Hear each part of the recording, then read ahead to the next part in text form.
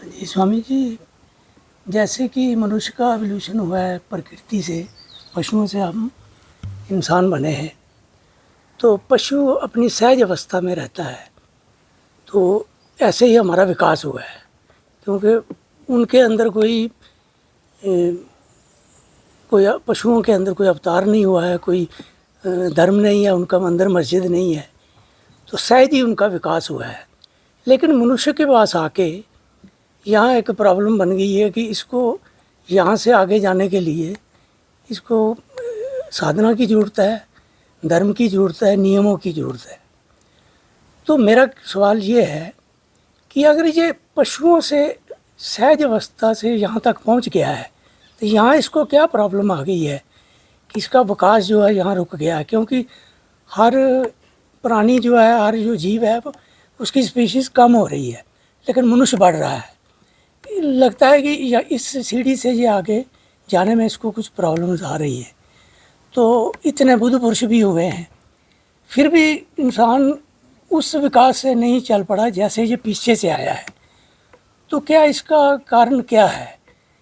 प्रकृति ऐसा चाहती है। अब किसी को बुद्ध किसी इंसान से पूछिए तो वो ये कहते हैं कि ये प्रकृति का नियम है। अगर प्रकृति का नियम है तो फिर जब हम पशु थे, पेड़ पौधे थे, तब प्रकृति ने हमें किसी जोनी में क्यों नहीं रोका? मनुष्य में आके रुकावट आ गई है। और इतनी कोशिशों के बावजूद भी, जैसे कि किसी शायर का एक शेर है, मुझे बहुत अच्छा लगता है। उसने कहा है कि हज़ारों खिजर पैदा कर चुकी है नस्ल आदम की, ये सब तस्लीम मगर मनुष्य अब तक भटकता है। तो क्या ये प्रकृति का नियम है, जब मनुष्य की कहीं कमी है जिस वजह से ये अगर कुछ करता भी है तो दूसरे डायमेंशन में चले जाता है? उसका मतलब ये हुआ कि फिर इसको मनुष्य बनना ही पड़ेगा। तो ये प्रॉब्लम क्या मनुष्य की वजह से है या कुदरत की वजह से है या कैसे है? ये प्रॉब्लम जो है ऐसी है कि हमारे दिमाग में प्रॉब्लम कहीं है ही नहीं। कहाँ प्रॉब्लम है? कैसी प्रॉब्लम है? हमारे अंदर समस्या है कि हम तोड़ के देखते हैं कि प्रकृति अलग है, परमात्मा अलग है, प्रकृति ऐसा क्यों कर रही है, वैसा क्यों कर रही है। परमात्मा ही है और परमात्मा हो रहा है, लगातार हो रहा है, उसके होने का ढंग है ना।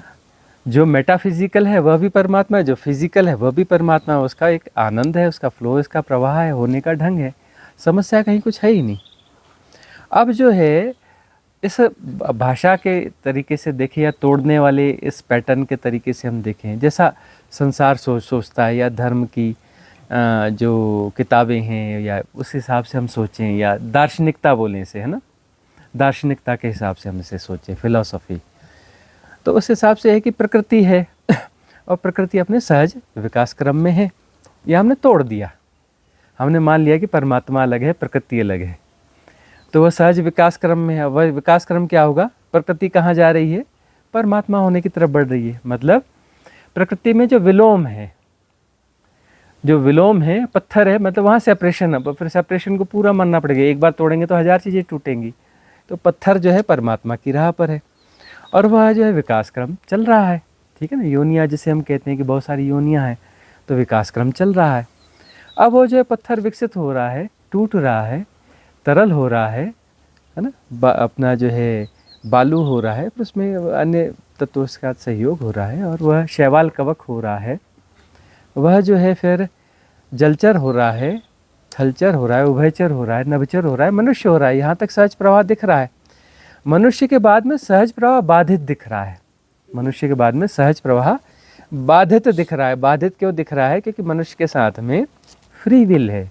समस्या नहीं है, फ्री विल है कि जो है इस सब में, इस सेपरेशन को जो है अब वह समझ पा रहा है। वहाँ सेपरेशन वहाँ भी था, लेकिन सेपरेशन पशु को समझ में नहीं आता, बहुत गहरे में नहीं समझ में आता। आंशिक तो समझ में आएगी। सेपरेशन को तो हर कोई जी रहा है किसी न किसी तल पे। पत्थर भी जी रहा है। वह जड़ हमें लगता है जड़ नहीं है, वो चेतन है, लेकिन कम चेतन है। तो सेपरेशन को कहीं ना कहीं वो किसी तल पे जी रहा है, लेकिन सेपरेशन को एक्सट्रीमली हम जीते हैं मनुष्य होकर के। बाकी भी जी रहे हैं, लेकिन पशु और हम में फ़र्क क्या है, हम सेपरेशन को एक्सट्रीमली जी रहे हैं। तो एक्सट्रीमली हम जब जी रहे हैं मतलब हमने अपनी रिदम तोड़ दी। रिदम क्या तोड़ दी? प्रकृति के साथ जो कदम ताल है वह कदम ताल हमने तोड़ दी। जो भी कदम ताल है वह कदम ताल हमने तोड़ दी। मतलब हम या तो प्रकृति से आगे जा रहे हैं, तेज जा रहे हैं, या प्रकृति से धीमे जा रहे हैं। प्रकृति से हम आगे भागने की कोशिश कर रहे हैं सहजता से, प्रकृति जो सहज प्रवाह है, या हम उससे पीछे पड़ रहे हैं, तो वहाँ पर समस्या है। लेकिन प्रकृति के साथ है तो वहाँ कोई समस्या नहीं है। तो यही फ्री विल है, यह फ्री विल है। और ये फ्री विल जो है हमें भटकाती है। मनुष्य के साथ फ्री विल है। और ये फ्री विल क्यों है? यह फ्री विल इसलिए है कि चेतना जो है अब अंतिम स्तर पे आ गई, अपने अंतिम स्तर पे आ गई। कि वह जो सेपरेशन था वो सेपरेशन वहाँ तक पहुँच गया कि उसे जो है मैं परमात्मा के समकक्ष हूँ ऐसा बोध आ गया। अहंकार का मतलब क्या है कि मैं ही हूँ, मैं सेपरेट हूँ, मैं सब कुछ हूँ। उससे यह बोध आ गया कि मैं परमात्मा के समकक्ष हूँ। और ज़्यादातर मनुष्य नौटंकी करते हैं कि वो झुकते हैं मंदिरों में, इसमें उसमें, अंदर से बोलते हैं नहीं जी मैं तो कुछ हूँ, मैं भी परमात्मा हूँ, मैं परमात्मा के समकक्ष हूँ। झुकते हैं दिखावे के लिए, झुके नहीं हैं, पूरी तरह से नहीं झुके हैं कि आत्मा के तल पे झुक गए, हृदय के तल पे झुके, हर तरीके से झुक गए। यदि कोई व्यक्ति पूरी तरह से झुक जाए, पेड़ के सामने झुक जाए, नदी के सामने झुक जाए, मूर्ति के सामने झुक जाए, मंदिर के सामने पूरा झुक जाए, शरीर नहीं वह पूरा झुक जाए, तो बात पूरी हो जाती, सच प्रवाह में आ गया। मतलब राइट रिजोनेंस हो गया। राइट रिजोनेंस यानी मुक्ति है। मतलब राइट रिजोनेंस का मतलब क्या है कि अब मेरी कोई अलग से विल नहीं है, मेरी कोई अलग से विल नहीं है। और फ्री विल का मतलब ये है कि मैं बोलता हूँ नहीं जी मेरी अलग से विल है, मतलब मैं भी परमात्मा के समकक्ष हूँ, मैं भी परमात्मा के समकक्ष हूँ। फ्री विल का मतलब क्या हुआ? और सरेंडर का मतलब क्या हुआ? समर्पण का मतलब क्या हुआ? समर्पण का मतलब कि मैंने अपने आप को पूरी तरह से छोड़ दिया, मैं रहा ही नहीं, मैं बचा ही नहीं। तो मेरी कोई अलग से विल नहीं है। तेरी रजा मेरी रजा, जो तेरी मर्जी है ना, परम स्वीकार की भाव दशा, परम स्वीकार की भाव दशा, वहाँ परम स्वीकार हो गया। तो परम स्वीकार हो गया तो वहाँ पर कोई अलग से विल हमारी बची नहीं।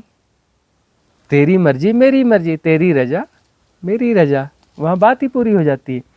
तो यहाँ पर फ्री विल है।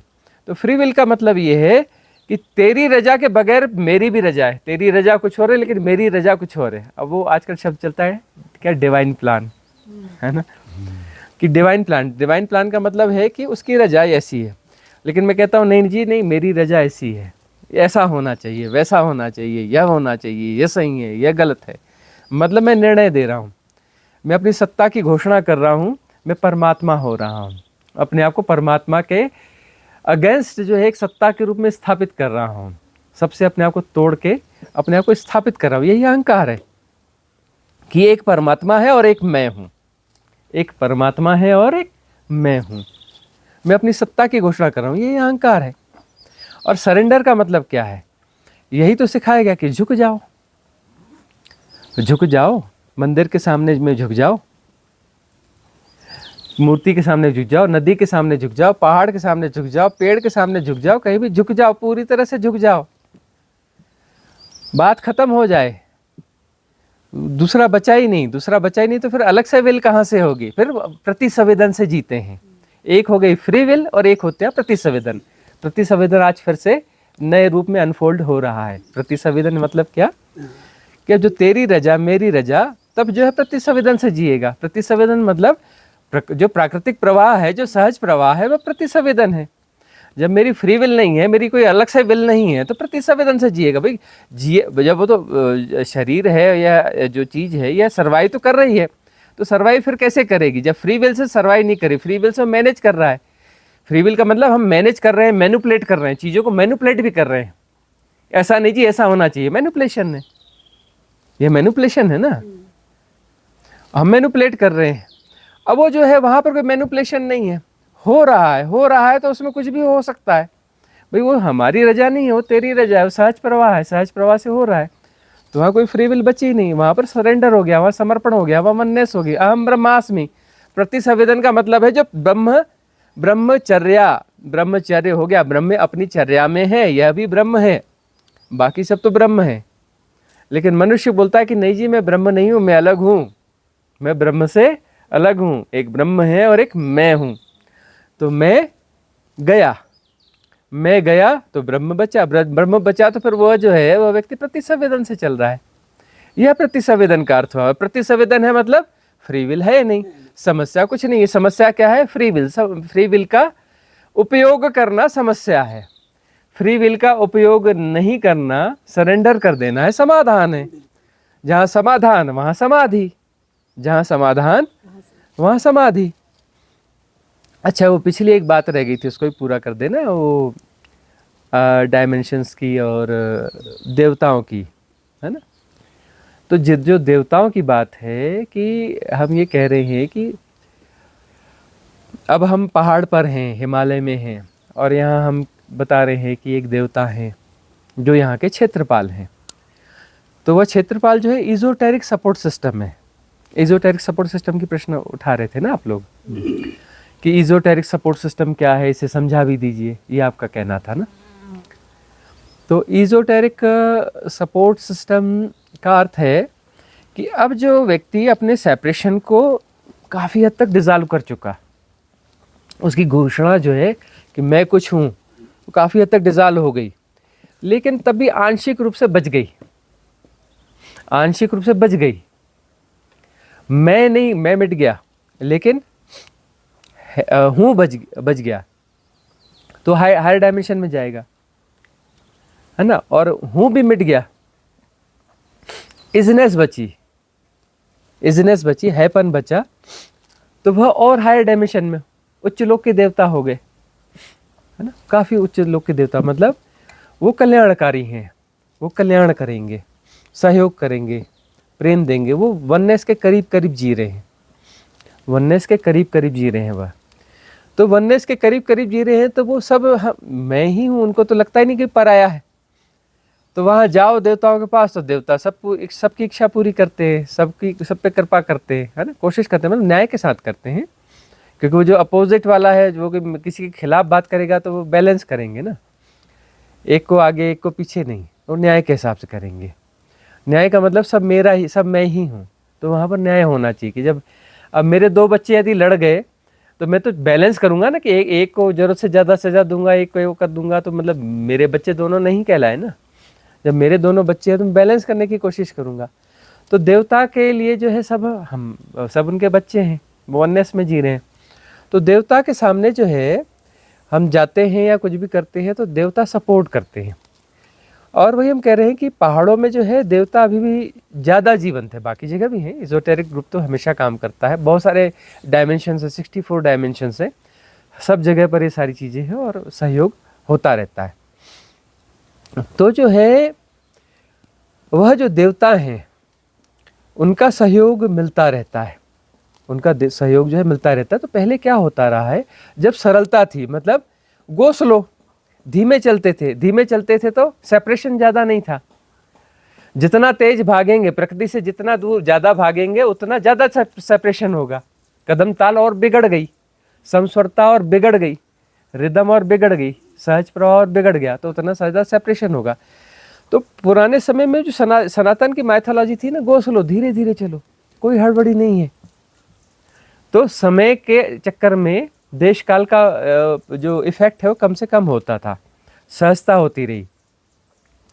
तो उस सहजता में जो है गो स्लो, तो गो स्लो जो था, गो स्लो में जो है हम ज़्यादा सहज हुआ करते थे, तो वो जो अदर डायमेंशन के हम ज़्यादा करीब हुआ करते थे, तब हम जो है हमारे रेजोनेंस जो है वो ज़्यादा हुआ करता था। मतलब सहजता का मतलब आपका रेजोनेंस ज़्यादा है तो रेजोनेंस ज़्यादा है मतलब निकटता ज़्यादा है, अगले डायमेंशन से भी आपकी निकटता है।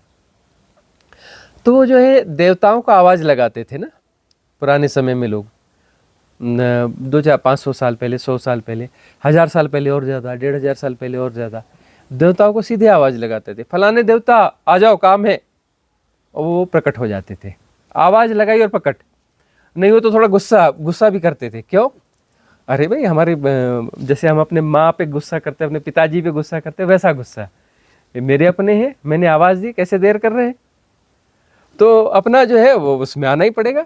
जब कोई अपने इससे इतनी श्रद्धा से, इतने भाव से, इतने अधिकार से कि भाई मेरे गार्जियन है, मेरे पिता हैं, मेरे माँ हैं, और अपना मैंने आवाज़ दी, नहीं आ रहे, तो और अपना जोर से जल्दी आओ, तो उनको आना पड़ता था। तो प्रेम है, प्रेम के सामने तो झुकना ही पड़ेगा।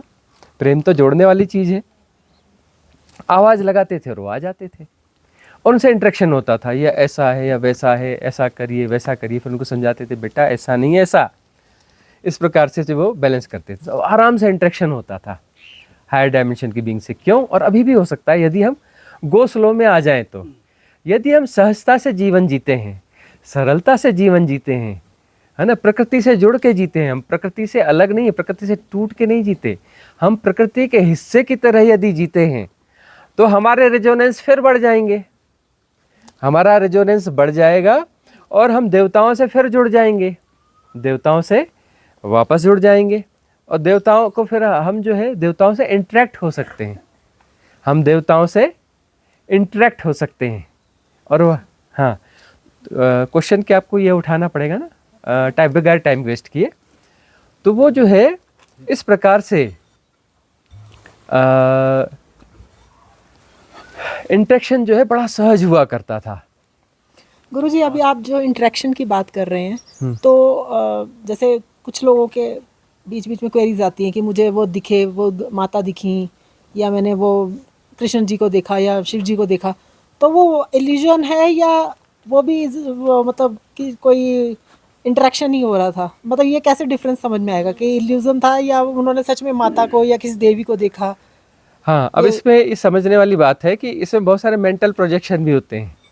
ये जो मैंने फलाने को देखा, ढिकाने को देखा, ये ज़्यादातर क्या है, यह बात तो वही है कि ये मेंटल प्रोजेक्शंस हैं। मैंने कृष्ण को देखा, कृष्ण तो मुक्त हो गए, कहाँ से देखोगे? कृष्ण कोई देवता थोड़ी ना है, वो तो भगवत्ता को होकर के बाद में परमात्मा हो गए, परमात्मा में लगे हुए परमात्मा हो गए।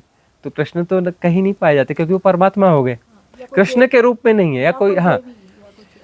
तो अब जो कहीं छोटे देवी देवताओं की जहाँ तक बात है, तो वो किसी डायमेंशन में है, तो वह हो सकता है, क्योंकि वह हायर डायमेंशन के हैं, उनके साथ कभी हो सकता है। लेकिन उसमें 50-50 चांसेस हैं, या ज़्यादा भी हो सकता है। 50% संभावना की मेंटल प्रोजेक्शन हो, और 50% संभावना है कि वो रियलिटी हो, है ना। उसमें 50-50 हो सकता है। लेकिन कोई बोले कृष्ण को देखा जी मैंने, शिव को देखा, ये तो बेकार की बात है। और कृष्ण तो परमात्मा हो गए, वो ऐसे स्वरूप में कैसे दिखेंगे? सब कुछ कृष्ण है, कृष्ण के अलावा क्या है? क्योंकि वो तो परमात्मा है, सब कुछ शिव है जी। ये पेड़ भी शिव है, पत्थर भी शिव है, आकाश भी शिव है, सूर्य भी शिव है, सब से शिव है। किसी सेपरेशन में थोड़ी ना, वो तो परमात्मा हो गए। तो जो भी हैं, चाहे वो रामकृष्ण परमहंस हो, चाहे वो ओशो हो, चाहे फिर वो जय कृष्ण मूर्ति हो, चाहे फिर गोरखनाथ जी हो, चाहे वो आदि शंकराचार्य हो, चाहे वो फिर और कोई भी हो, वो सब तो परमात्मा हो गए। इनके दर्शन नहीं हो सकते, क्योंकि ये तो मुक्त हो गए। मुक्त हो गए का मतलब ये परमात्मा हो गए। परमात्मा अब किसी सेपरेशन को जी नहीं रहे, तो कैसे मिलेंगे? तो हायर बीइंग्स जो देवता है, वो सेपरेशन को अभी भी जी रहे हैं किसी न किसी तल पे। तो वो परमात्मा के मतलब वो जो निकट है, ब्रह्म के निकट है। लेकिन वो जो है उनसे इंटरेक्शन हो सकता है, उनसे इंटरेक्शन पॉसिबल है, और वो इंटरेक्शन होता है, वही तो संभाल रहे हैं। साधकों को भी वही सपोर्ट करते हैं। हम कह रहे हैं इजोटेरिक सपोर्ट सिस्टम है, वो साधकों को सपोर्ट करता है। अभी साधक कोई भी अपना जो है वो असुरक्षा में नहीं है, उनके सुरक्षा कवच सबके पास है। और जो आह्वान करते हैं, हम ध्यान विधियों में बता रहे हैं कि सुरक्षा कवच का आह्वान करो, किसका आह्वान कर रहे हैं? वो इजोटेरिक ग्रुप का ही आह्वान है, वही अपना वो क्रिएट करते हैं, उनकी कृपा होती है ना। वो आपको जो है संभालते हैं और आपको जो है प्रेरणा देते हैं। हम उनसे जो है वो जाके हम गलत डिमांड करते हैं मंदिरों में, धन देना जी। अब धन मांगोगे तो धन देंगे वो, ये मेरा स्वास्थ्य दे दो जी। देवता बोलता ठीक है बेटा, स्वास्थ्य दे देते हैं। जाके बोलो महाराज वो सब छोड़ो, संभालना, लेकिन वो वाला ज़्यादा ध्यान देना, ध्यान साधना होनी चाहिए, सेपरेशन डिजॉल्व होना चाहिए। जहाँ तक आप सपोर्ट कर सको वहाँ तक आप सपोर्ट करना, कोशिश करना कि हम आपसे आगे निकल जाएं। वो अपने लेवल तक तो खींचेंगे कि मेरे लेवल तक आ जाओ बेटा। अब यदि हम सब यही धन मांग रहे हैं तो बोलेंगे धन ले बेटा, बात खत्म हो गई। कहाँ खींचेंगे भाई, हम मांगे वो कर ही नहीं रहे। यदि हम वो उनसे उनके साथ ज़्यादा प्रेम में रहेंगे तो अपने लेवल तक ले आएंगे, उस हायर डायमेंशन तक वो खींच के ला लेंगे। यदि हम उनसे रिक्वेस्ट करेंगे वहां तक खींचो और आगे धक्का मार देना प्लीज, तो वो ट्राई करेंगे हाँ बेटा, आगे भी धक्का मार देंगे, ठीक है ना। या फिर और हायर डायमेंशन जो है उसके साथ में कहीं कोई रिजोनेंस बनता होगा तो वहां से कुछ कनेक्ट करने की कोशिश कर देंगे। तो इजोटेरिक ग्रुप जो कल्याणकारी होते हैं ना, वो इजोटेरिक जो देवता है वो कल्याणकारी होते हैं, वो कल्याण ही करते हैं, उनके पास कल्याण ही और दूसरा कुछ होता नहीं। तो उसमें जैसे हमारे ये बोलते हैं कुल देवता हैं या वो उसमें आ जाएंगे। हाँ, कुल देवता वगैरह जो है वो आपकी सुरक्षा पे ज़्यादा ध्यान देते हैं, आपके परिवार की सुरक्षा वगैरह जो है ना उस पे ध्यान देते हैं कि आप ठीक रहें, स्वस्थ रहें, ये रहें, समस्याएं हैं, उसके लिए वो एक सपोर्ट सिस्टम है। उनसे भी प्रार्थना उनसे भी करेंगे तो देवता है कि भाई हमको साधना में सहयोग करो, तो साधना वाली परिस्थितियाँ आपके लिए बना देंगे। भाई उनके हाथ में जो है वो तो करेंगे ना। आप प्रार्थना क्या कर रहे हो भाई, आपके साथ रेजोनेंस है कि नहीं, पहले आप रेजोनेंस क्लियर कर रहे हो कि नहीं, आप सहज हो, सरल हो, तब रेजोनेंस होगा, तब आपकी प्रार्थना वहाँ पे कनेक्ट कर पाएगी, तब आपका कुछ कन्वर्सेशन हो पाएगा। फिर जो है आप अपना तब जो आपकी प्रार्थना होगी तो उस प्रार्थना के हिसाब से काम होगा। इसलिए जो है ना वो कहते हैं कि देवताओं से, मंदिरों से, इनसे ये सब चीज़ें नहीं मांगना चाहिए। उनसे मांगना चाहिए कि भाई हमें मुक्ति दो, हमें जो है परम ज्ञान हो, हमें परम मुक्ति हो, सेपरेशन डिजॉल्व हो, है ना, अहम ब्रह्मास्मि हो, उससे आगे की भी स्थितियाँ हो, जो कुछ उस तरफ हमें जो है पुल करो, और पुल करके फिर आप जहाँ तक पुल कर सकते हो आगे धक्का दे दो, आगे की हायर डायमेंशन के साथ अटैच कर दो, कृपा करो, यह मांगना चाहिए ना उनसे। यदि मांगो भी तो चलो ठीक है, मतलब वो राइट रेजोनेंस होता है ना, वो हमारी हायर बीइंग्स है, वो हमारा ही आगे गया स्वरूप है, वननेस ही है ना, दो तो है ही नहीं ना। देवता कौन है, वो हमारे, हम चूंकि सेपरेशन को जी रहे हैं लेकिन वो हमसे आगे गया हुआ रूप है, हमारा ही आगे गया रूप है, वो हमको अपने आप में लय कर सकते हैं, वहाँ तक हम पहुँच जाएंगे। फिर अपना जो है वहाँ पर, लेकिन वह सेपरेशन फिर भी रहेगा, फिर आगे के लिए पुल करेंगे, आगे के लिए फिर हम आगे की यात्रा करेंगे, कुछ करेंगे। तो हम सीधे सीधे उनसे प्रार्थना करें ना कि भाई यदि मदद करनी है तो इधर करो प्लीज़, बाकी करनी है तो वो भी कर दो, लेकिन ये वाली तो टॉप प्रायोरिटी में तो यही देखो, हमें जो है परम मुक्ति की ओर जो है उधर लेके जाओ। तो इजोटेरिक सपोर्ट सिस्टम जो है ना बहुत काम करता है, और इंटरेक्ट होते रहे, पहले बड़ी आसानी से इंटरेक्ट होते रहे हायर डायमेंशंस में जो है ना, बिल्कुल आवाज़ लगाओ और आ जाते थे। नागार्जुन हुए ना, नालंदा के थे, तक्षशिला के थे, HOD थे रसायन शास्त्र के, तक्षशिला विश्वविद्यालय या नालंदा के थे ना, वो हम हमेशा कंफ्यूज होते हैं। वो HOD थे रसायन शास्त्र के, केमिस्ट्री के, 90 साल की उम्र में उन्होंने संन्यास लिया था। उन्होंने देखा और फलाना भी बुद्ध हो गया, ढिकाना भी बुद्ध, उसको भी ज्ञान हो गया, उसको भी ज्ञान हो गया, मैं लटक गया हूँ, मैं इतना विद्वान, इतना पढ़ा लिखा, केमिस्ट्री की सबसे बड़ी अथॉरिटी, उतनी बड़ी अथॉरिटी आज तक नहीं हुई, अभी भी कोई वैज्ञानिक उनके समकक्ष कोई नहीं है। वो तो आग लगी थी, कितने साल जलती रही, नालंदा की ना, नालंदा में। हाँ, आग जलते, उनके सारे ग्रंथ उसमें जल गए। नहीं तो आज पता चलता है जितनी भी थ्योरीज है ना, इससे आगे की करोड़ों हजारों थ्योरियाँ उन्होंने दी हुई हैं। कितने दी हुई हैं? नागार्जुन ने दी हुई हैं, है ना।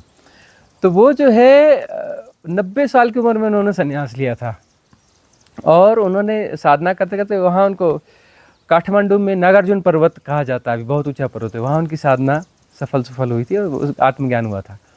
वो जो है वो इस अवस्था पे पहुंच गए थे कि देवता उनके पास आते थे रिक्वेस्ट करने कि आप हमें प्रवचन करिए और हमारे लोक चलिए।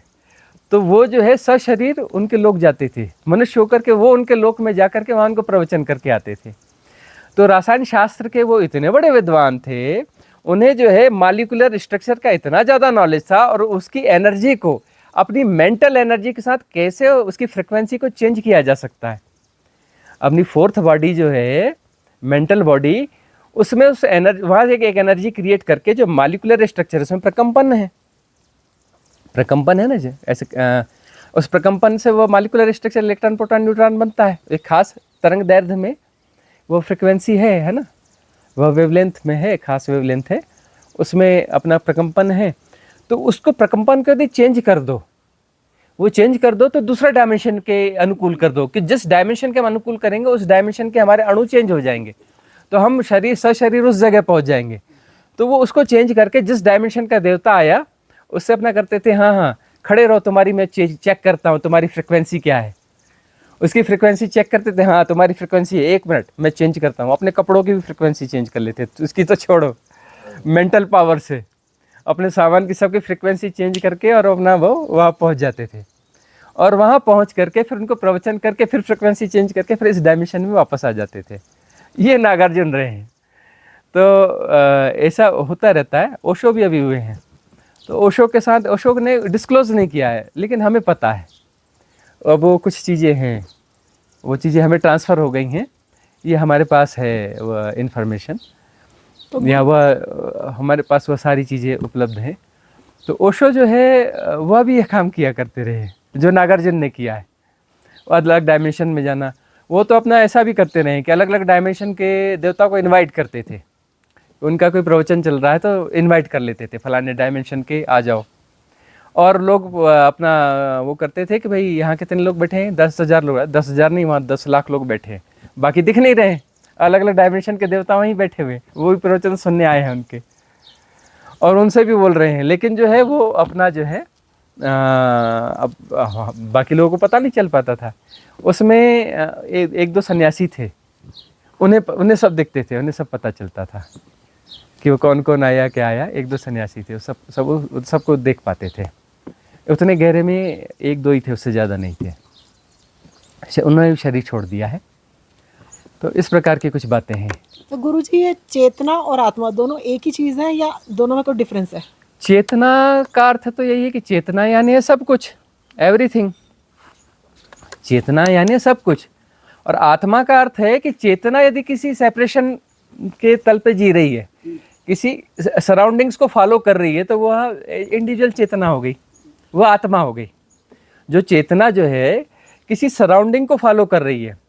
भाई सेपरेशन का मतलब क्या है कि कोई सीमा हो गई, कोई सेपरेशन हो गया ना। सेपरेशन समझते हैं ना, परिधि, भाई बंटवारा, सर्कल कुछ है ना।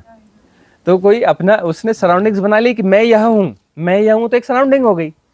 यह मेरी प्रॉपर्टी है, मतलब इसके बाद वाली प्रॉपर्टी मेरी नहीं है। इसमें यही है ना, भाई मेरी प्रॉपर्टी यहाँ तक है, इसका मतलब क्या हुआ कि इसके बाद वाली मेरी नहीं है। मैं यह हूँ मतलब बाकी मैं नहीं हूँ। आत्मा का मतलब है कि मैं यह हूँ, तो मैं यह हूँ तो अपनी मैं सराउंडिंग हमने क्लियर कर दी, और यह मैं बाकी चीज़ मैं नहीं हूँ। तो इस प्रकार से यह चीज़ होती है। अब आत्मा की फिर अलग परिभाषाएं की जाती है, वो परिभाषाएं बेकार। सही परिभाषा ये, आत्मा भी सेपरेशन है। इसलिए हम कहते हैं कि आत्मा भी डिजॉल्व होनी चाहिए, आगे जाके परमात्मा भी डिजॉल्व होना चाहिए, सब कुछ डिजॉल्व होना चाहिए। परम शून्य, पराशिव है ना, परम शून्य या पराशिव, शिव भी नहीं, पराशिव, शिव के भी पार, यह होना चाहिए। हाँ गुरुजी, मेरा ये सवाल है, जैसे आपने पहले बताया कि फ्री विल होती है इंसानों में जो ज़्यादा हायर एनर्जी में नहीं होते या खुद को ज़्यादा सोचते, और एक होता है कि समर्पण कर देना। तो इंसान, मान लीजिए आज मैं अगर मंदिर में जाऊं और मैं भगवान से मानूं कि प्लीज़ मेरे को आप समर्पण करवा लीजिए और मेरे को जो समर्पण मांगा नहीं जाता, समर्पण होता है, हैपनिंग होती है। और एक्चुअली जो है ये जो गुरु वाली वो स्थिति है, ये चालू रखिए, बातचीत करते हुए हम छाँव में शिफ्ट हो जाते हैं ना, सब लोग शिफ्ट हो जाए, आप चालू रखिए इसको।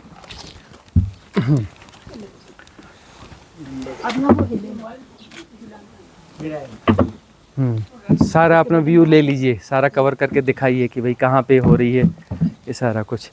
इसको उधर रख दीजिए।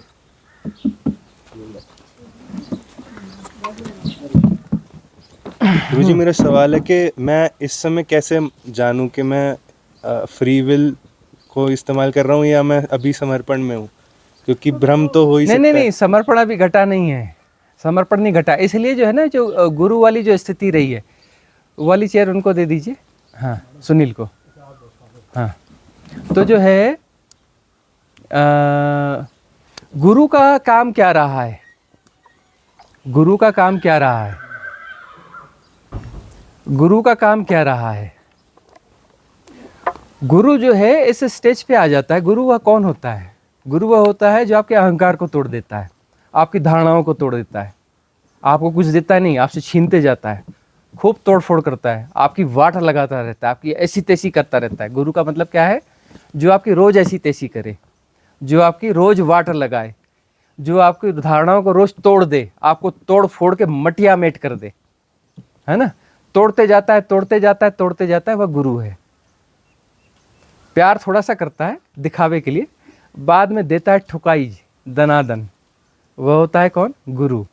प्यार तो दिखावे का होता है, भरमाने का होता है, बाद में देता है ठुकाई, आपकी सारी धारणाओं को, सारे व्यक्तित्व को तोड़ फोड़ देता है। वह तोड़ते जाता है, फिर रेजिस्ट करते हो, रेजिस्ट करते करते करते करते कैसे स्थिति में आप आ जाते हो कि फिर आप सरेंडर कर देते हो। तो गुरु चूंकि लाइव होता है, और सबसे ज़्यादा कन्फ्यूज़न भी वहीं पैदा होते हैं, क्योंकि आदमी जैसा दिखता है, आदमी की सारी समस्याएं उसके साथ दिखती है, भूख प्यास ये वो, कुछ बोलता है फिर कुछ उल्टा भी कर देता है, अरे वो ऐसा बोला ऐसा कर दिया, कि कौन सा गुरु हो गया, है ना। तो पूरा मनुष्य की तरह पूरा व्यवहार है, लेकिन फिर भी लगता है कि मनुष्य जैसा व्यवहार है, मनुष्य जैसा दिखता है, सारी गलतियां भी दिखती है, लेकिन तब भी मनुष्य से कुछ हटकर भी है, तब भी मनुष्य से कुछ हटकर भी है। मनुष्य जैसा बहुत कुछ है, लेकिन तब भी नहीं, मनुष्य से कुछ ऊपर उठकर भी है। कभी जो है वो परमात्मा जैसा दिखने लगता है, और कभी वो मनुष्य जैसा दिखने लगता है। तो जो है वह जो प्रैक्टिस है मंदिरों की, झुको इधर झुको, वही करवाएगा। जाओ झुको, यहाँ झुको, अरे पेड़ के सामने झुको, उसे मालूम है मेरे सामने अभी झुकेगा तो उसका अहंकार आड़े आ रहा है, वो बोलेगा अरे देवता है इसके सामने झुको, वह बोलेगा अरे नदी है इसके सामने झुको, ये पहाड़ है उसके सामने झुको, अरे सूर्य के सामने झुको, है ना, ये यहाँ के बड़े बड़े अच्छे देवता हैं इनके सामने झुको, ये फलाने भगवान हैं इनके सामने झुको, झुको झुको झुको झुको, झुकाएगा। अंततः जो है वो झुकते झुकते झुकते झुकते और तोड़ फोड़ करते करते करते इस स्थिति में आएगा। गुरु के सामने भी नकली झुकते हैं लोग, असली नहीं, आधा अधूरा झुकते हैं, पूरा नहीं झुकते हैं, पूरा नहीं झुकते, लेकिन वो झुकाता जाता है, सब जगह झुकाता है, झुकाते झुकाते झुकाते एक दिन वो पूरी तरह झुक जाता है, उसका सरेंडर घट जाता है, हैपनिंग हो जाती है, वहाँ हैपनिंग घटती है। और वहाँ जैसी हैपनिंग घट गई तो गुरु के साथ वो एक हो जाएगा, एक हो जाएगा मतलब वननेस में आ जाएगा, तब उसको ग्लिम्स मिलेगी, तब जो है उसको समाधि की झलक मिल जाएगी, और वो समाधि की झलक मिलेगी तो फिर वो रुकने वाला नहीं है, फिर उसका गुरु उसके दूसरे दरवाजे खोलना चालू करेगा, जा उस स्टेज पे आ जा, इस स्टेज पे ला देगा, फिर देखेगा कि इसकी क्या संभावना है, इसमें गुरु की संभावना है तो उसको प्रमोट करके उसको भी उस स्टेज पे ले जाएगा, जब तू भी बांट, तेरे से भी बटेगा। और ऐसा दिखता है कि इससे बटेगा नहीं तो उसको एक सहजता का रास्ता दिखा देता है कि जा भाई जिन जंगलों में रहो, यहाँ एकांतवास करो, यहाँ आनंद करो, यहाँ ऐसा करो, फिर आगे उसको उस प्रकार की राह दे देता है। तो इस प्रकार के सारे सिस्टम और गुरुकुल सिस्टम ये सब चलते रहे हैं, ऐसा विज्ञान चलता रहा है, और बहुत बहुत सिस्टमेटिक इसका सब कुछ रहा है, इस प्रकार से चलता रहा है। लेकिन मंदिर वगैरह भी जो है ना, मंदिर में भी झुकाना पड़ता है, मंदिर बनाए इसलिए कि सारी चीज़ें झुकने की जगह जगह बनाई गई कि झुको झुको झुको, कहीं भी सरेंडर हो जाए, सरेंडर घटना चाहिए, तो वहाँ जो है फ्री विल ख़त्म हो जाएगी, और जो तेरी रजा मेरी रजा यानी बात पूरी हो गई। हम ब्रह्मास में दो बचे ही नहीं तो फिर क्या हो, बात पूरी हो गई ना। अच्छा गुरुदेव, जिस व्यक्ति को आत्मज्ञान प्राप्त हो जाता है या तो एनलाइनमेंट हो जाता है, तो हर व्यक्ति को गुरु बनना ही पड़ता है और बांटना पड़ता है, ऐसा होता है नहीं कि आत्मा ऐसे ही मुक्त हो जाता है? वो नहीं, वो जो है रेयर वन के साथ होता है, सैकड़ों में कोई एकाध होता है जो गुरु बनता है, और उस गुरु बनने के लिए बहुत सारा काम किया जाता है। अब जैसे हमारे साथ बहुत काम किया गया, पिछले जन्म में हमारी मुक्ति होनी थी लेकिन नहीं हो पाई, वह सिस्टम्स हमारे भीतर डाल दिए गए थे कि मुक्ति नहीं हो सकती, मुक्ति नहीं हो सकती, हमें बांटना पड़ेगा, वो बांटने वाली चीज़ हमारे साथ डाल दी गई, इसलिए जो है फिर से हमारा जन्म हुआ, सगदागामी हो गए, है ना, सगदागामी हो गए, एक जन्म और होना था इसलिए एक जन्म हो गया। तो अब यह जन्म हो गया है, तो अब इसके बाद में हम अनागामी में नहीं जाएंगे, अब इसके बाद सीधे मुक्त में हो जाएंगे। लेकिन जो है अब जो है यहाँ पर हमारे साथ में यदि कुछ ऐसा घटेगा, हमें दिखता है कि यह व्यक्ति है, इसका अच्छा साधक है, और इसको जो है आत्मज्ञान उपलब्धि हो जाएगी, मतलब एनलाइटनमेंट की अवस्था में आ जाएगा, लेकिन इसकी क्षमता अच्छी है, इसकी प्रेजेंस अच्छी है, इसका ढंग अच्छे हैं, कुछ हमें दिखता है तो हम भी उसके उसमें भी एक कील ठोक देंगे कि बेटा तेरा मुक्ति अभी एक जन्म और पोस्टपोन। क्यों पोस्टपोन? कि कुछ बांट के जाना, इस जन्म में बांटना, और अगला जो जन्म आएगा उसमें पूरी तरह से उभर के आएगा, और शरीर के साथ में एक लंबा एक स्पान, टाइम स्पान मिलेगा, तो बांटना, अच्छे से बांटना। तो हम भी कोशिश करेंगे कि जो है 2 4 10 लोगों को अपना जो है अटकाएंगे कहीं, ऐसा अटका देंगे कि एक जन्म बस और हो जाए, ताकि इससे बटे और लोगों को मिले। तो हमारा भी प्रयास होगा, लेकिन सबके साथ नहीं करेंगे, देखेंगे ना हम भी कि ऐसा किस क्यों में- होता है? ऐसा क्यों होता है और कैसे वो पसंद करते हैं कि ये व्यक्ति को बांटना चाहिए? अब वो तो गुरु तो वह है जिसे सब पता चल जाता है ना, कि किस में क्वालिटी है, क्या क्वालिटी है, वो सब पता चलता है, और तब जो है वो करता है। क्योंकि यह जो है ये प्रकृति का नियम है, वह हम अपने आप होगा, मतलब हम करेंगे नहीं, वह हमारे माध्यम से घटेगा। मैं करता हूँ जैसी कोई चीज़ है नहीं ना, हम करेंगे का मतलब हमसे होगा, एक्चुअली वो हमसे होगा अपने आप, वह भी चीज़ होगी, घटेगी, कि फिर जो है किसको फिर आगे के लिए तैयार करना है। जैसे जो है एक पेड़ के साथ होता है, उसमें जो है ना फूल लगता है, होता है, वो लगाता नहीं है, उसमें फल लगता है, होता है, उसमें बीज लगते हैं, होता है, और जो है अपने आप को फैलाता है, उस बीज से अगले पेड़ निकलते हैं। वैसे बुद्ध से होता है, आत्मज्ञानी से होता है, उसमें वह लगता है, फिर वह जो है अपने बीज जो है वह फैलाता है। यही नियम है, वह बीज फैलाता है। एक चींटी भी है तो वो अपने बच्चे देके जाएगी। अब जो है वो वाले जेनेटिक बच्चे होते हैं, एक वो, अब जो सदगुरु जो जेनेटिक बच्चों पे ध्यान नहीं देता, वो अपने इस प्रकार के बच्चे पैदा करता है ना, आत्मवान बच्चे पैदा करता है, वह भी अपनी संतति फैलाता है, क्योंकि सृष्टि का नियम ही है, संतति फैलाने का नियम है ना, संतति फैलाता है, तो वह भी अपनी संतति फैलाता है। उस आत्मा की फ्री विल होती है ना, वो उसमें भी उस आत्मा की फ्री उस आत्मा की फ्री विल होती है, लेकिन यदि अस्तित्व यदि चाहेगा तो उसकी फ्री विल को थोड़ा सा पोस्टपोन करेगा एक जन्म के लिए। वो अस्तित्व के नियम में यदि आ जाएगा, उसमें वो खांचे में फिट बैठेगा, तो चूंकि फिर वो गुरु के माध्यम से वह काम हो जाएगा। उसकी फ्री विल को खत्म नहीं किया जाएगा, थोड़ा सा पोस्टपोन किया जाएगा एक जन्म के लिए, वहां तक जो है वो किया जाएगा बस।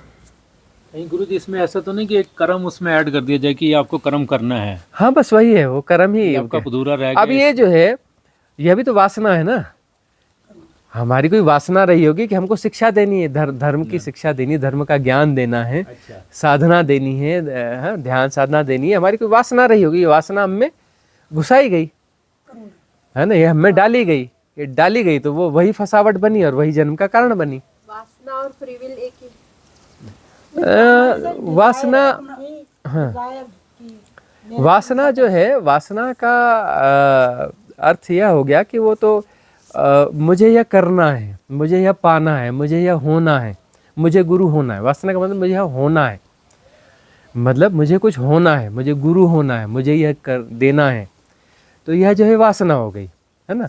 और फ्री विल का मतलब है कि यह चुनना है या नहीं चुनना है, इस तरफ जाना है या नहीं जाना है, धर्म के मार्ग पे जाना है या नहीं जाना है, मुक्ति की मार्ग पे जाना है या नहीं जाना है, यह फ्री विल हुई, यह फ्री विल हुई। करुणा रह जाती है थोड़ी देर लोगों बस वो करुणा भी तो वासना, करुणा एक प्योरीफाई रूप है वासना का। करुणा क्या है? करुणा क्या वासना नहीं है? करुणा भी वासना है, प्यूरिफाई रूप है, शुद्धतम रूप है। वासना का शुद्धतम रूप जो है करुणा है। द्वैत तो है ही नहीं, सब आपस में जुड़े हुए हैं। प्रेम और घृणा आपस में जुड़े हुए हैं, अलग अलग थोड़ी ना है। प्रेम और घृणा कोई अलग अलग चीज है, एक ही चीज है। लोभ और दान कोई अलग अलग चीज है, एक ही चीज है, एक ही चीज है। इधर से देखो तो लोभ, उधर से देखो तो दान। उसके जैसे पेंडुलम होता है ना, घड़ी इधर और इधर, सेंटर से इधर को ये बोला, इधर से इधर को बोला, है वही उसी का हिस्सा है। सब आपस में जुड़े हुए। एक सिक्के की दो ही बाजू। हाँ, इसमें क्या है, और बहुत गौर से देखोगे तो सारे जितने भाव होते हैं सब घूम फिर के एक ही हो जाते हैं अंततः। हाँ, वो प्रेम में मिलेंगे, प्रेम करुणा में मिल जाएगा, यश में मिलेगा, वह उसमें मिलेगा, वह उसमें मिलेगा, मिलते मिलते मिलते मिलते वो एक हो जाएंगे। सब वननेस में एक ही चीज़ तो बटी है ना। एक चीज़ 3 कलर में बट गई, 3 से 7 कलर हो गए, इंद्रधनुष बन गया। उस 7 से अब कितने कलर हो गए?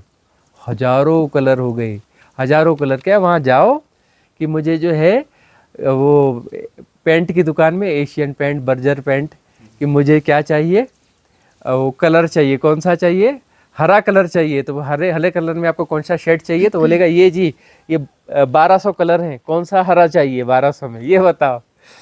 तो वह जो 1 से 3, 3 से 7, 7 से अनंत है ना, वो तो यह सब हर चीज़ अनंत होती है यहाँ पर।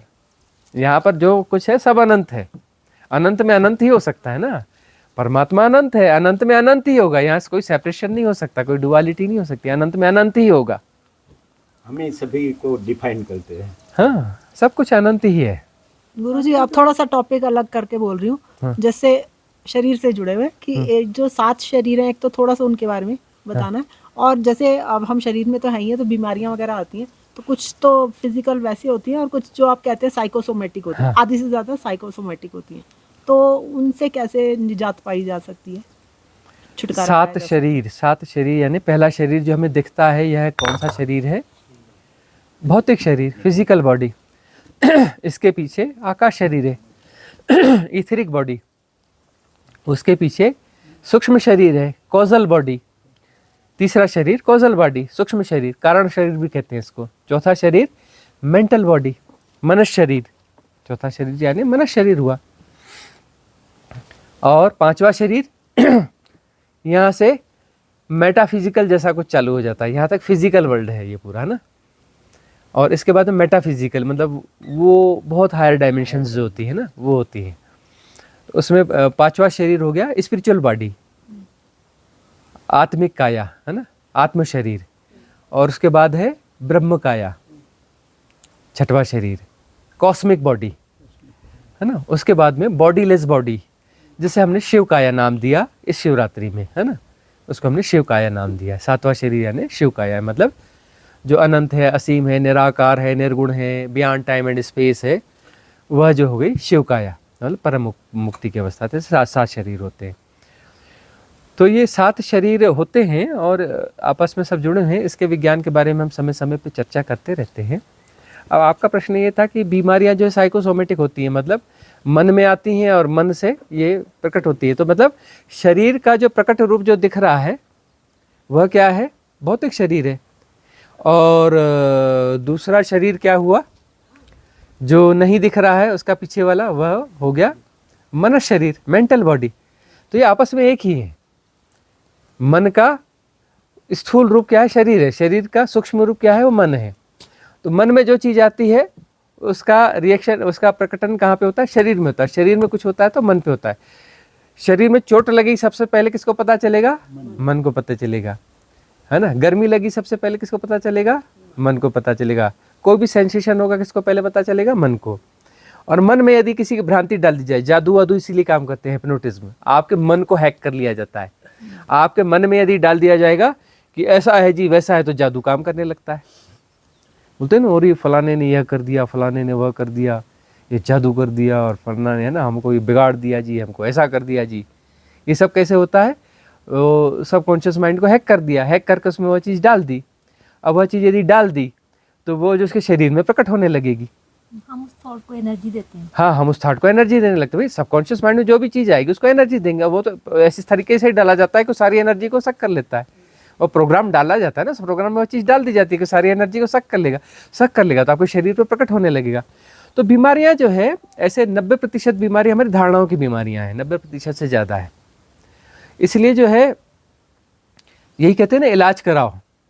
भाई बहुत सारे मरीज हैं, 10 मरीज एलोपैथी में भेजो तो 10 में से जो है 9 ठीक हो जाएंगे। होम्योपैथी में भेजो तो 9 ठीक हो जाएंगे। आयुर्वेद में भेजो तो 9 ठीक, नेचुरोपैथी में 9 ठीक हो जाएंगे। और झाड़ फूँक करो तो 9 ठीक हो जाते हैं, झाड़ फूँक में भी ठीक हो जाते हैं, है ना। कुछ भी करो ठीक हो जाते हैं, वो ठीक होने के लिए तैयार ही बैठे हैं। मानसिक बीमारी असली बीमारी है नहीं, है ना। अब जो है, जो असली बीमारी है, तब वहाँ जा कर के दवा काम करती है। अब जो है कि बहुत सारे डॉक्टर्स यदि समझदार हैं या आयुर्वेदज्ञ समझदार हैं तो ऐसी कुछ पुड़िया दे देते हैं। देख लेते हैं साइकोसोमेटिक वाला है, बहुत इंटेलिजेंट डॉक्टर 0.001% होते हैं, बाकी इंटेलिजेंट डॉक्टर बहुत कम होते हैं। इंटेलिजेंट डॉक्टर की संख्या बहुत कम होती है, जो वैद्यों की संख्या। तो वो क्या करते हैं कि कुछ नॉर्मल सी पुड़िया बना के दे देते हैं। अरे त्रिफला दे दिया, जा खा ले, त्रिफला फ़ायदा ही करेगा। छोटी मोटी चीज़ें दे दी और बंदा ठीक हो जाता है। इसलिए ठीक हो जाता है क्योंकि वो ठीक होने के लिए तैयार ही है। बीमारी नकली है तो नकली इलाज चाहिए। हाँ, प्लेसिबो कहते हैं इसे। तो ये सारी चीज़ें होती हैं। उस व्यक्ति में जैसे साइकोसोमेटिक बीमारियां होती है, साइकोसोमेटिक इलाज भी होता है। हाँ, साइकोसोमेटिक, भाई झूठी बीमारी का झूठा इलाज। अब असली इलाज करते हैं तो वहाँ समस्या हो जाती है। अभी एलोपैथी में क्या हो रहा है, झूठी बीमारियाँ, और तो इतनी लंबी लंबी दवाइयाँ लिख के देते हैं कमीशन के चक्कर में, मन माने उल्टी सीधे केमिकल उनके शरीर में डाल दिया जाता है। उनकी बीमारी है ही नहीं, साइकोसोमेटिक डिजीज़ है, तो उनके शरीर बुरी तरह से बिगड़ जाता है। और इतनी जो बीमारियां आ रही हैं, शरीर पूरी तरह से बिगड़ रहे हैं। अभी 3 दिन पहले एक रिपोर्ट आई है कि भारत में एवरेज एज कम हो गई है ना, एवरेज एज कम हो गई मतलब, और अब बहुत एवरेज बहुत जल्दी बहुत कम हो जाएगी, बहुत फास्ट मरेंगे लोग अब। क्यों? क्योंकि एलोपैथी ज़बरदस्ती अंदर केमिकल डाले जा रहे हैं। बीमारी नकली है और असली दवाएं डाली जा रही हैं, जितनी देनी चाहिए उससे 10 गुना 20 गुना डाली जा रही है, ज़बरदस्ती 20 दवाइयाँ 10 दवाइयाँ खिलाई जा रही हैं, इसलिए मर रहे हैं। तो मरेंगे अब ये, है ना। स्वामी जी, तो ये सब ज्ञान है जो आपका वाला ऐसे सब संबोधि प्राप्त वाला ज्ञान, हाँ। वो संबोधि प्राप्त होने के बाद संपूर्ण मिलता है कि ये साधना की यात्रा में धीरे धीरे धीरे धीरे महसूस होता है, वो भी मिलता है, ऐसा होता है? अब इस ज्ञान की जो बात हो रही है, हाँ। ये 2 किस्म के ज्ञान हो गए। एक ज्ञान हो गया जो सिर्फ इन्फॉर्मेशन वाला ज्ञान हो गया, जिसमें स्पिरिचुअल इन्फॉर्मेशन भी हो सकती है। अच्छा। तो साधना करते वक्त जो है इस स्पिरिचुअल इन्फॉर्मेशन बटोरी जाती है। अब ये आप लोग क्या करें, स्पिरिचुअल इन्फॉर्मेशन है आपके लिए, हमारे लिए संबोधि का ज्ञान है, आपके लिए संबोधि का ज्ञान थोड़ी ना है, आपके लिए तो स्पिरिचुअल इन्फॉर्मेशन है, ये आप अडॉप्ट कर रहे हैं। तो इस प्रकार से उसको समझना चाहिए। अच्छा, फिर हम स्पिरिचुअल गार्बेज की बात करते हैं। अब जिनका संबोधि का ज्ञान नहीं है, वो इधर उधर से अपना बटोर लिया और बटोर करके फिर वापस परोस रहे हैं, तो वह स्पिरिचुअल गार्बेज है, क्योंकि उसका खुद का अनुभव नहीं है, उसके भीतर से नहीं आ रहा है। तो उसके भीतर से वह चीज़ नहीं आ रही, उसकी वह दशा नहीं है, जो दे रहा है वह उसकी अथॉरिटी नहीं है, तो वह जो भी परोस रहा है वह स्पिरिचुअल गार्बेज है। वो कितना भी सुंदर तरीके से परोसे, वह सही चीज़ भी दे रहा है तो भी स्पिरिचुअल गार्बेज है। वह कोई सही बात भी बोल रहा है तो स्पिरिचुअल गार्बेज है, क्योंकि वो जो है फायदा नहीं करेगा, नुकसान ही करेगा, अंततः वह नुकसान करेगा, क्योंकि वो अथॉरिटी नहीं है, वो अथॉरिटी नहीं है। उसने बहुत अच्छा रट्टा लगाया है, बहुत अच्छा उसको रट लिया, समझ लिया, ये कर लिया, मतलब है ना, और अच्छा बोलने की क्षमता है, बहुत अच्छे से समझा पा रहा है बहुत सारी चीज़ें, लेकिन बीच में कुछ ना कुछ गलत चीज़ें उसके मुँह से निकल ही जाएंगी। वो 100% सही बोल ही नहीं पाएगा, वो अपना बीच बीच में गलत चीज़ें उससे आ ही जाएंगी, उसके प्रेजेंटेशन में खामी हो ही जाएगी, और वह नुकसान करेगा ही करेगा, वो नुकसान ही करेगा। तो बहुत अलर्ट रहने की जरूरत है कि आप स्पिरिचुअल गार्बेज तो नहीं बटोर रहे हो, है ना। आध्यात्मिक संबोधि के ज्ञान के नाम पे, आध्यात्मिक ज्ञान के नाम पर आप स्पिरिचुअल गार्बेज तो नहीं बटोर रहे हो, और ये ज़्यादा हो रहा है। क्योंकि अब देखो युग कौन सा है, मनी माइंडेड समाज क्रिएट हो चुका है, सब कुछ धन पे आधारित हो चुका है, धन सबसे सब महत्वपूर्ण हो चुका है, हर चीज़ कमोडिटी है, हर चीज़ बेची जा रही है। तो अब जो इतनी बड़ी इंडस्ट्री, सबसे बड़ी इंडस्ट्री तो स्पिरिचुअल इंडस्ट्री है भाई आज की तारीख में, क्योंकि जब इतना स्ट्रेस है तो लोगों को मेडिटेशन चाहिए, धर्म चाहिए, यह चाहिए, संबंधों में वो सब दिक्कत आ गई इस फास्ट लाइफ में। तो अब क्या चाहिए भाई, सबको अपना रिलैक्सेशन चाहिए, कुछ चाहिए कि मन शांत हो जाए, समस्याओं से डर लग रहा है, फियर लग रहा है, असुरक्षा की भावना है, तो धर्म का सहारा चाहिए। तो अब जो है आपको जो है वो लाइफ कोच मिल जाएंगे, ये मिल जाएंगे, वो मिल जाएंगे, जो आपको छोटा मोटा झटका दे करके हल्का फुल्का रिलैक्सेशन देंगे और बोलेंगे जी हम धर्म की यात्रा पर है। धर्म की यात्रा पर नहीं है, वो आपको छोटे मोटे कुछ प्रयोग करवा कर टेम्पररी स्ट्रेस से रिलीफ दे रहा है वो आपको, और अंततः इसका आपको नुकसान ही होने वाला है। तो अभी तक हम जो सुनते आए हैं, जो जिस गुरु से जो हम दो जो गुरु जी आए, हम दोनों, आप जो बोल रहे हैं, जैसा जो भी नया, हमें बिल्कुल नया, यानी कि रिलेट हो पा रहे हैं कि ये कुछ नया है, और कुछ नया है वो पहुंचने वाला है, जैसे परमात्मा बनने की राह पर हम हो ऐसा फील होता है, वो कुछ बिल्कुल नया ही लग रहा है। इसलिए मुझे ये क्वेश्चन निकला कि ये कुछ नया है, तो क्या ये संबोधि प्राप्त होने के बाद ऐसा मिलता है जो आप बोल रहे हो? जहाँ पर भी संबोधि घटेगी, हाँ, वहाँ पर आपको नया ही मिलेगा, जबकि है वही, हाँ है वही, है वही। उपनिषदों में भी वही लिखा है, पुराने जो बुद्ध पुरुषों ने, बुद्ध परंपरा ने जो कहा है वही, लेकिन तब भी नया है, नित्य नूतन है। जब भी यह प्रकट होगा नित्य नूतन होगा, नया ही होगा। तो ये नूतन ही लग रहा है। हाँ, ये नूतन ही लगेगा, है वही तब भी नूतन लगेगा। यही तो मिस्ट्री है, यही तो रहस्य है। और वह जो अपना रट्टा मार के बोल रहा है वह बासा ही रहेगा, उसे बासेपन की बू आ ही जाएगी, और उसमें गड़बड़ियाँ आ ही जाएंगी। ऐसी चीज़ें बीच बीच में कुछ ऐसे शब्द आ जाएंगे, या ऐसा प्रेजेंटेशन आ जाएगा, कुछ ऐसी गड़बड़ियाँ, गलत बात आ जाएगी, जो अंततः वह ऐसी धारणा बन जाएगी कि सारी साधना को मटिया मेट कर देगी, और धारणा बीच में जो घुस करके ना वो जन्म जन्म खा जाएगी। मतलब इस तरीके से जो ऐसा गलत ज्ञान से जो अटक जाता है ना जो साधक, उसकी मुक्ति बड़ी मुश्किल है। जो अज्ञानी है, किसान है, मजदूर है, वह ज्ञान को आसानी से उपलब्ध हो सकता है, लेकिन जो गलत ज्ञान हासिल किया जिसने, ऐसे रट्टा मार ऐसे तथाकथित ज्ञानियों से ज्ञान हासिल किया और बीच में कुछ गलत चीज़ें उन्हें दे दी, क्योंकि उसका खुद का तो कुछ है ही नहीं, तो उसमें कुछ गलत चीज़ें उसकी जुड़ गई हैं और गलत धारणा बीच में घुस गई, तो एक धारणा काफ़ी है अटकाने के लिए। अब उसमें जो है पता चला कि 80% और 90% चीज़ें सही है, उधर से बटोरी है, 20% गलत है, तो वो तो जन्म जन्म फंस जाएगा। हम कहते हैं 1% भी गलत है तो फंस जाएगा, वह 1% में भी इतना बुरा फंसेगा कि जन्म जन्म गड़बड़ हो जाएंगे, क्योंकि बोले नहीं मेरा तो सब सही है, तो वहाँ मामला गड़बड़ हो जाएगा। तो इसलिए जो स्पिरिचुअल गार्बेज जो है, ये शब्द का हम बार बार प्रयोग कर रहे हैं, बहुत खतरनाक चीज़ है, सावधान सावधान।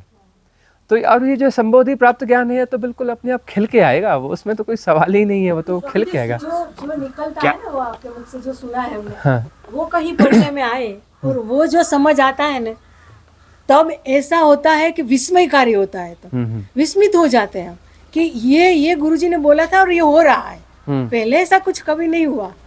तो ये मुझे क्वेश्चन है। हाँ, तो ये चीज़ घटेगी, वह बोली उस हिसाब से जा रही है और वह प्रतिसंवेदन, हाँ प्रतिसंवेदन के द्वारा वह सब हैपनिंग में आ जाएगा। प्रतिसंवेदन इफेक्ट करता ही है। जैसे संबोधि प्राप्त होती तो ये ज्ञान अपने आप उतर जाता है भीतर।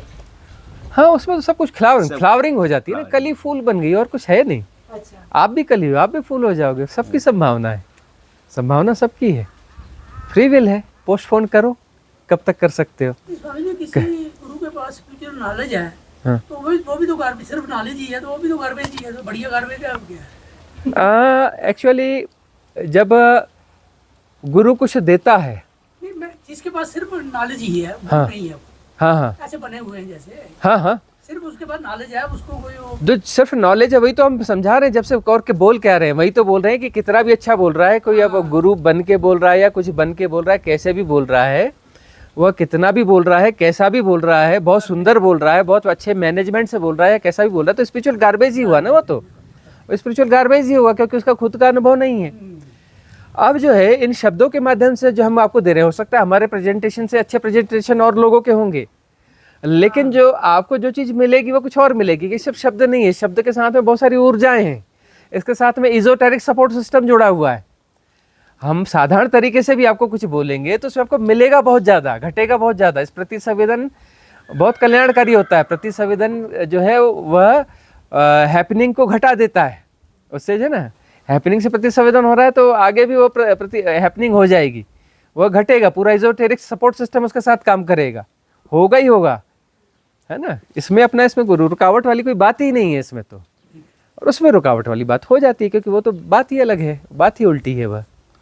स्वामी जी, एक ऐसा क्वेश्चन है कि बहुत से साधक ऐसे हैं हाँ कि कहीं गुरु से सुन के आते हो, दूसरे कोई मिलता है तो उसको भी बांटने लगते हैं। हाँ। तो वो भी गार्बेज है, वो भी गार्बेज है। साधक ही सब बांटने लगता है जैसे वही ज्ञानी हो, गुरु हो। हाँ, ये भी गार्बेज बहुत है। देखा गया है। हाँ, वह भी गार्बेज है, ऐसा होता है, लेकिन उसमें थोड़ी सावधानी बरतना चाहिए, होश रखना चाहिए। वो होता है ना कि हम भी संदेश दे दें कुछ, ठीक है, तो लेकिन थोड़ी सावधानी बरतना चाहिए, देख लेना चाहिए कि इससे हमारे नुकसान तो नहीं हो जाएगा अगले को। इसलिए जो है, लेकिन डिस्कशन में तो फायदा है। हाँ, अगर इसी आपकी ही बातों को हाँ, डिस्कशन में आंशिक रूप से फायदा है, लेकिन जो इस डिस्कशन में फिर यह है कि गुरु की मौजूदगी होनी चाहिए, मतलब गुरु के टच में आप लोग बने हुए हैं, आज नहीं कल, हाँ जी, मतलब टच में बने हुए हैं। तो फिर यदि आप कोई गलत चीज कन्वर्सेशन में आ भी गई तो गुरु उस चीज को तोड़ देगा। हाँ जी, डिस्कशन में कोई गलत चीज आ भी गई तो शरीर यदि गुरु है, वो उसकी तोड़फोड़ चलती रहेगी, ठीक है, और उसकी बात में अपने आप वो बीच में आ जाएगी। आपने कहीं गलत कन्वर्सेशन आपके बीच में हो गया है, वहीं पे रोका जाएगा। वो सामने ना भी हो गुरु, आपने 100,000 किलोमीटर दूर भी किया हो, आप 2-4 दिन में देखेंगे कि उनके कन्वर्सेशन आप दोबारा कहीं सुन रहे होंगे, तो उसको फिर से तोड़ दिया जाएगा, अपने आप हो जाएगा वह। ऐसा सामने होने की जरूरत भी नहीं है, आप उनसे जुड़े हुए हैं तो बस तोड़ दी जाए, गलत धारणा आपकी तोड़ दी जाएगी। यदि आपने गलत कुछ इंटरप्रिटेशन आपसे हो गए हैं तो वो नई गलत धारणाएं भी आपकी तोड़ दी जाएंगी, टूट जाएंगी। जैसे हम गाड़ी में आ रहे थे ना, तो हम आपस में डिस्कस कर रहे थे आपकी बातों को। हाँ हाँ, तो उसमें मुझे लगा कि मतलब अच्छा लग रहा था एक्सपीरियंस, मतलब हर कोई अपना एक्सपीरियंस शेयर कर रहा था। आपकी बातें जो आपने कहा कि सब हो रहा है उसको सब फील कर पा रहे थे। हाँ तो उसमें मतलब कई बार कुछ बोला भी जाता है। हाँ। अब ये जो मूल मंत्र हम कहते हैं कि हमने जो मूल मंत्र बहुत सारे कहे हुए हैं कि सब हो रहा है, एवरीथिंग इज हैपनिंग, है ना, करने वाले सब बिगाड़ देते हैं बिना कि ये सब ठीक हो जाता है, लाओ त्से से लिया है हमने। तो अपना जो है इस प्रकार के बहुत सारे हम मूल मंत्र बोल रहे हैं कि मूल मंत्र मतलब इन चीज़ों को याद करो। इसमें जो है गागर में सागर भरी हुई है, इसको आप करप्ट नहीं कर पाओगे आसानी से। मूल मंत्रों को मतलब जो है यह सुनोगे तो यह इसके साथ में बहुत सारी चीजें होती जाएंगी। प्रति संवेदन को हम नए शब्द दे रहे हैं, नए अर्थ दे रहे हैं, नए तरीके से अर्थ दे रहे हैं, नए तरीके से स्थापित कर रहे हैं इस शब्द को। ऐसे बहुत सारे शब्दों को हम फिर से स्थापित कर रहे हैं।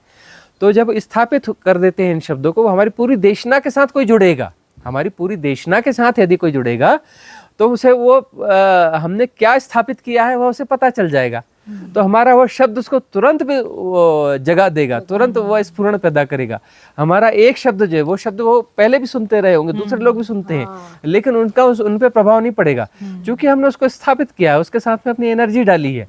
तो वह शब्द आते ही आपको स्फुरण देगा, आपके लेवल को, चेतना के तल को ऊपर उठा देगा, आपको ब्रॉड कर देगा, फैला देगा, फायदा ही देगा आपको। हाँ, उन्नयन देगा, उत्थान देगा, विकास देगा।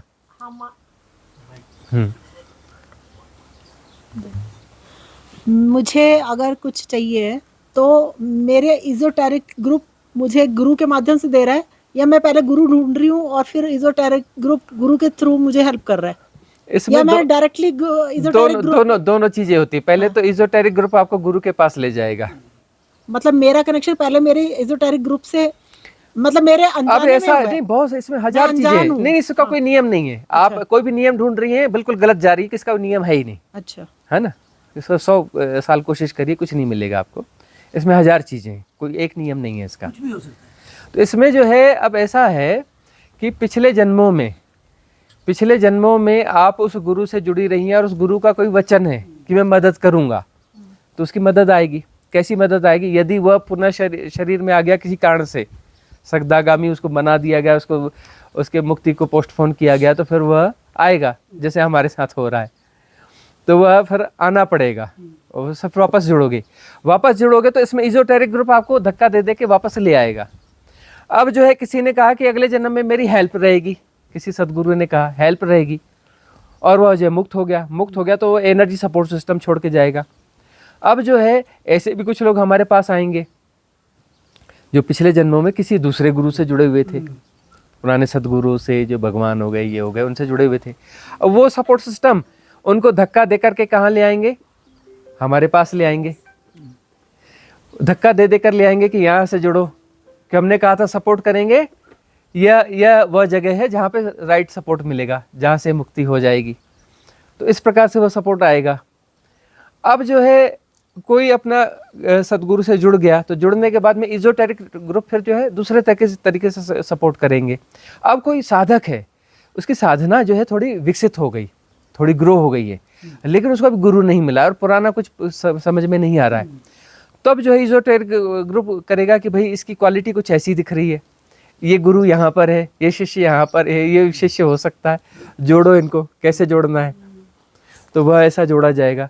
तो इजोटेरिक ग्रुप तो कल्याणकारी है ही है, देवता जो है कल्याणकारी हैं, वो तो कल्याण में मदद करेंगे ही करेंगे, उनकी सहायता है कल्याण में। उसी हिसाब से हम सब लोग आपसे स्वामी मैत्रानंद जी जोड़ने के पीछे का कारण हम सबका तो यही होगा ना। हाँ, बस ऐसा ही है। और इस बीच में सारी ट्रेनिंग्स होती है। आपको भटकाया गया कि आप इधर एक संघ में गए, इधर ढूंढा, उधर ढूंढा, तो वह भी लेसन जरूरी थे, क्योंकि आपका तल अभी वहाँ तक विकसित नहीं हुआ था।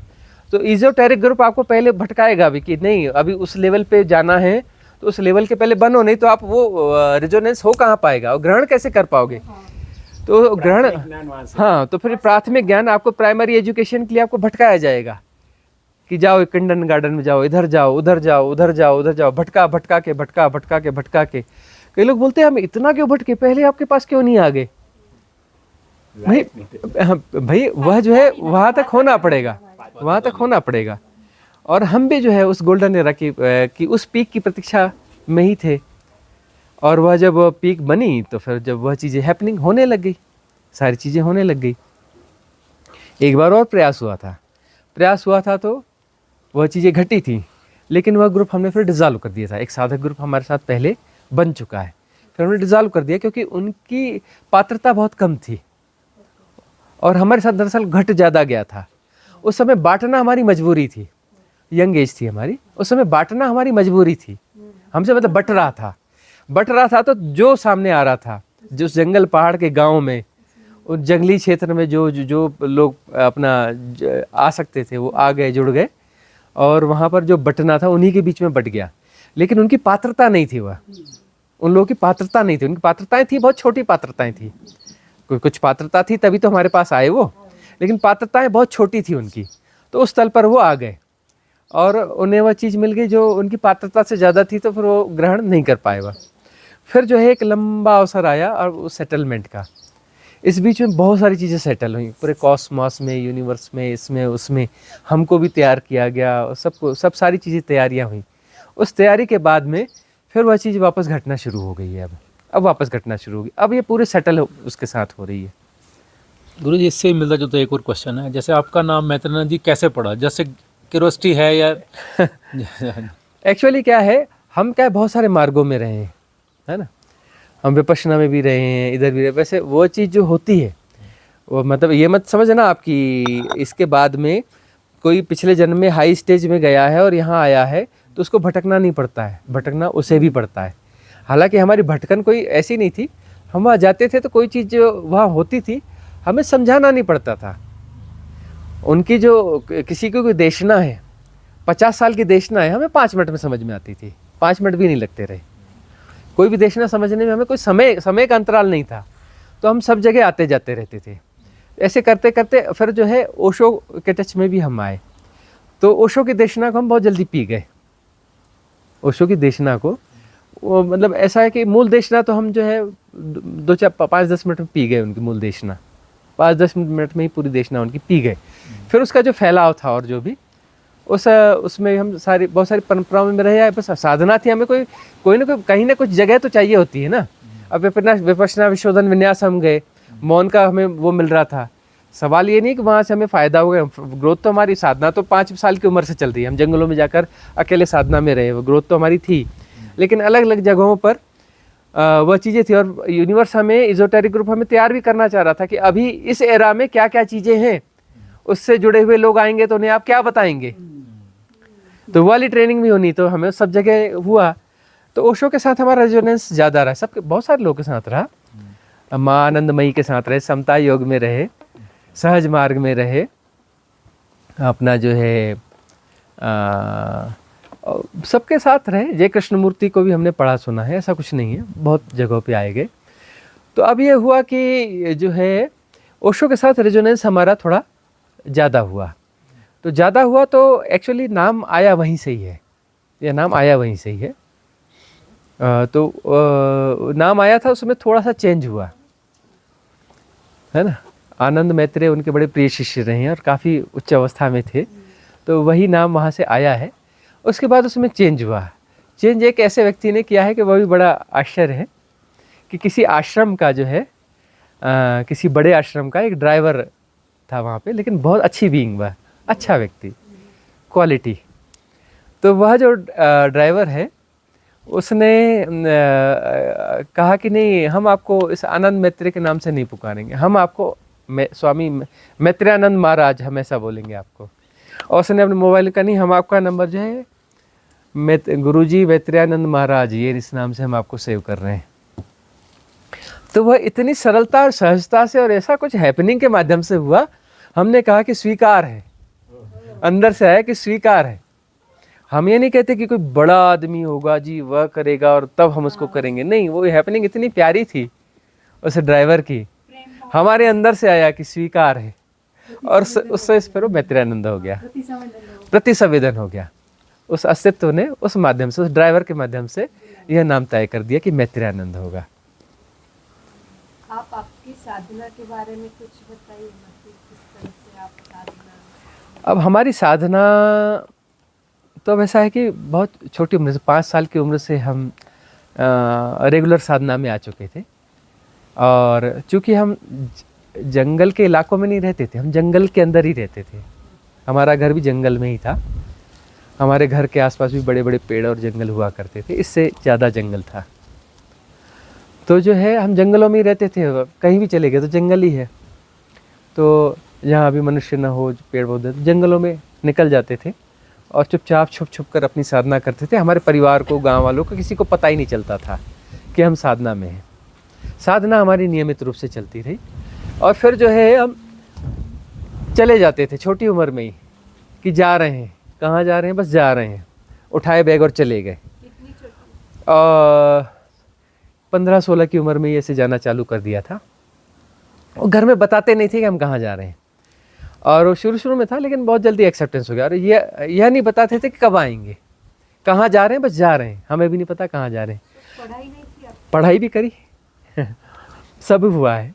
पोस्ट ग्रेजुएशन किया है हमने, जर्नलिज्म में डिप्लोमा भी किया हुआ है हमने। उसके अलावा पढ़ाई भी की है, बहुत कुछ काम भी किए हैं, एनवायरनमेंट एक्टिविस्ट भी रहे हैं, जर्नलिस्ट रहे हैं हम 16 साल की उम्र में स्पेशल करस्पॉन्डेंट, विशेष संवाददाता हम रहे हैं, पत्रकार रहे हैं 16 साल की एज में।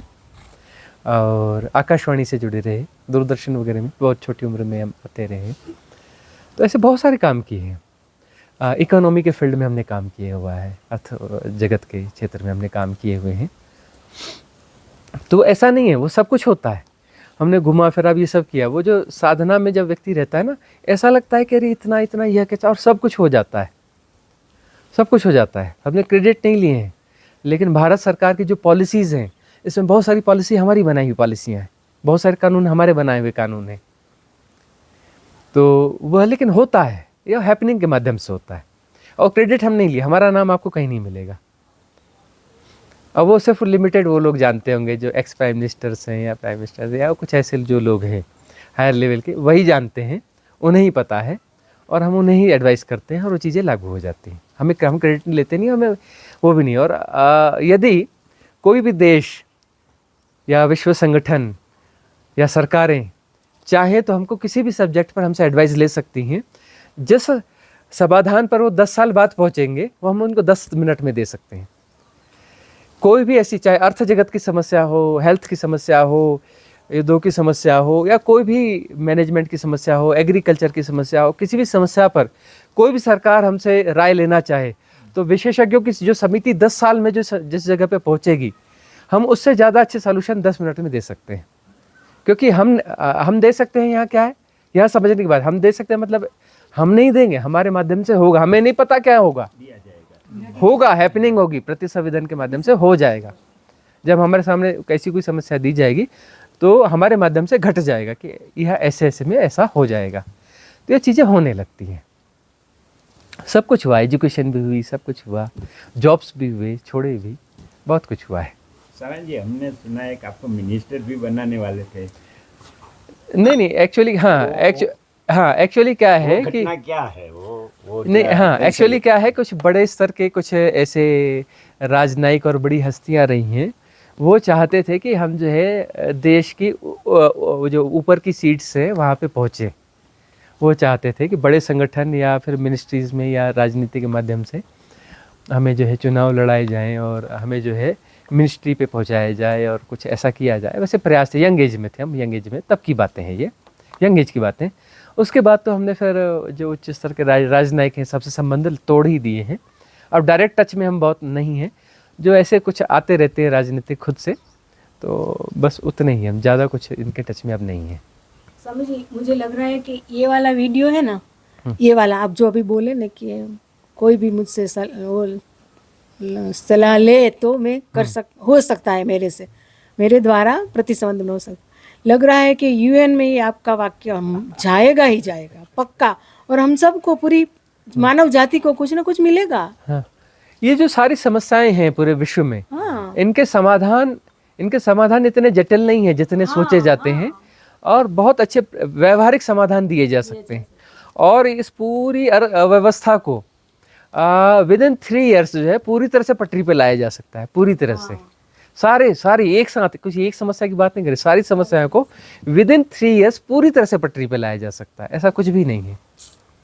पूरा विश्व जो है एक ग्लोबल विलेज, एक हंसता खेलता विलेज बन सकता है, खूबसूरत बगीचे जैसा बन सकता है, सुंदर बन सकता है, पॉल्यूशन फ्री बन सकता है, सारी समस्याओं का समाधान हो सकता है, संभव है यदि ऐसा चाहे तो। लेकिन हम नहीं चाहेंगे। हमने सिर्फ एक बात कही, ऐसा यदि कुछ घटना होगा तो हो जाएगा, या किसी अंश में घटना चाहे तो हो जाएगा। जैसे अंश में घटा है कि बहुत सारे हमारे सलाहें जो है वो भारत सरकार ने मानी है और वो चल रही हैं। क्रेडिट नहीं मिला, हमें चाहिए भी नहीं है। एनवायरनमेंट से जुड़ी हुई ज़्यादा चीज़ें हैं जो हमारी मानी गई हैं और उसके कारण एनवायरनमेंट अभी इतना नहीं बिगड़ पाया है। हमारी उन सलाहों के कारण यहाँ तक बचा हुआ है। जो भयानक संकट आने थे वो अभी टल गए हैं काफ़ी समय के लिए। तो ये प्रतिसंवेदन में क्वेश्चन हुआ है और प्रतिसंवेदन में आपने हाँ, आंसर किया है, तो वो भी प्रतिसंवेदन में हो जाएगा। ठीक है, समाप्त कीजिए। यहाँ घुमा दीजिए थोड़ा सा, पूरा व्यू दिखाते हुए फिर उसको समाप्त कर दीजिए।